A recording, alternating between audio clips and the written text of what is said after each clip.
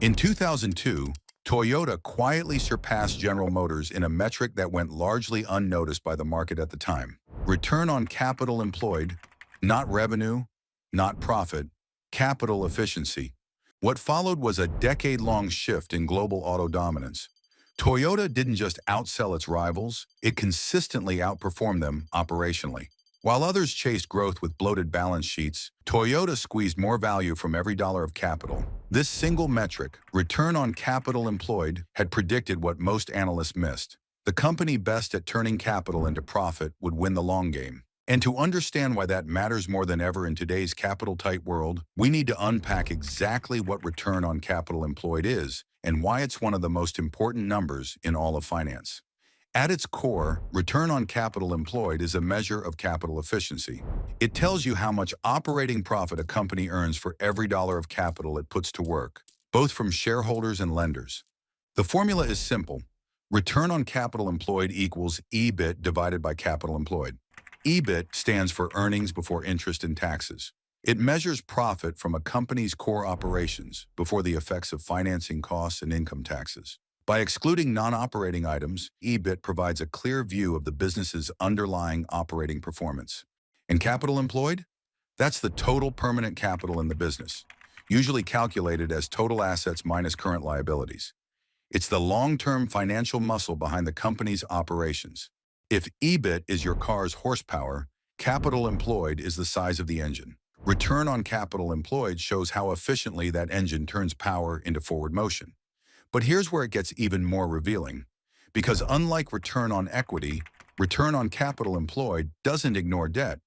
It forces you to judge how all capital, not just shareholder money, is being put to work.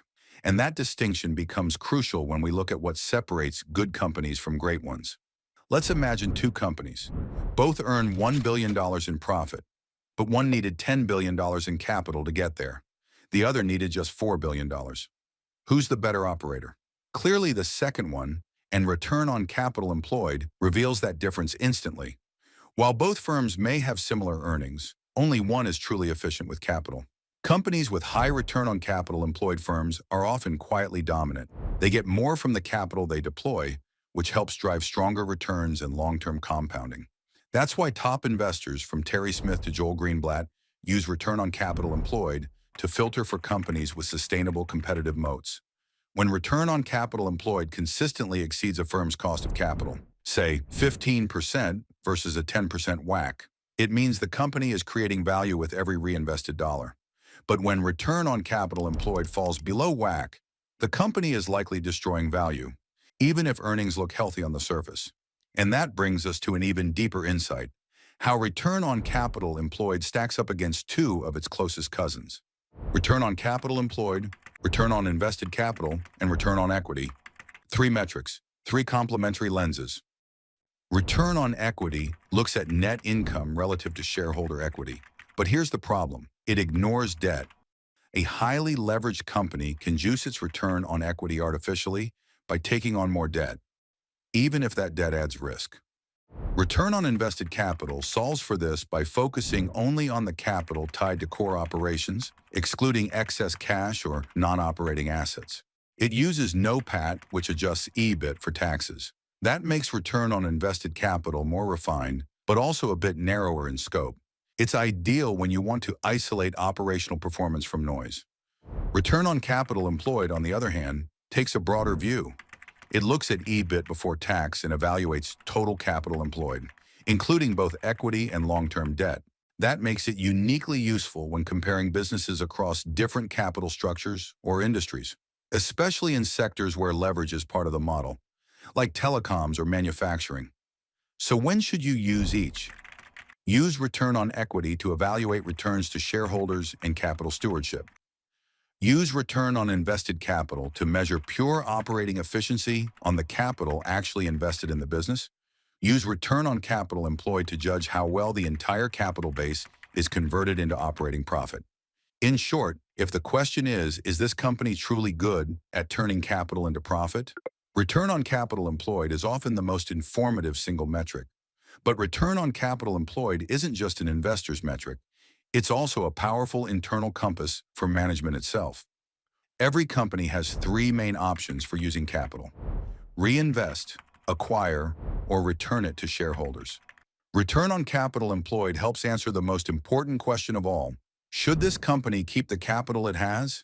If return on capital employed is consistently above the cost of capital, it's a green light to reinvest. Growth will likely add value.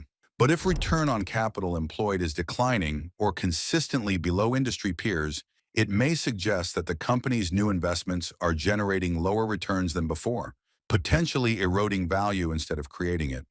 That's why great CEOs obsess over it.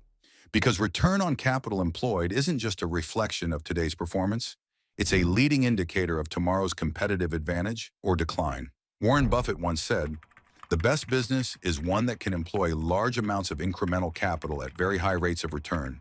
He could have been talking about return on capital employed. And this gets even more interesting when you look across industries.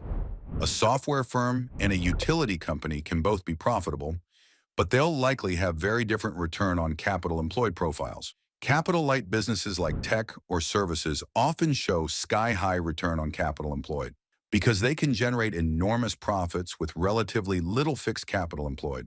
Meanwhile, capital-intensive sectors like manufacturing or infrastructure may show lower return on capital employed, even if they dominate their markets. That's why benchmarking return on capital employed within sectors is key. For example, in industrials, a return on capital employed above 12% is often elite. In utilities, even 8% might be considered strong. In tech, anything below 15% may raise questions. So context matters. A high return on capital employed in one sector may be average in another. But across the board, a rising return on capital employed, relative to peers, is almost always a bullish signal. And there's one final reason to pay attention to this metric. In a world of infinite data, return on capital employed cuts through the noise. It focuses on what truly matters: how effectively a business turns capital into operating profit. It's not about growth for growth's sake. It's about discipline, efficiency, and long-term value creation. That's why return on capital employed isn't just a number on a spreadsheet. It's a litmus test for business excellence. And in the long run, capital always flows to the companies that know how to use it best.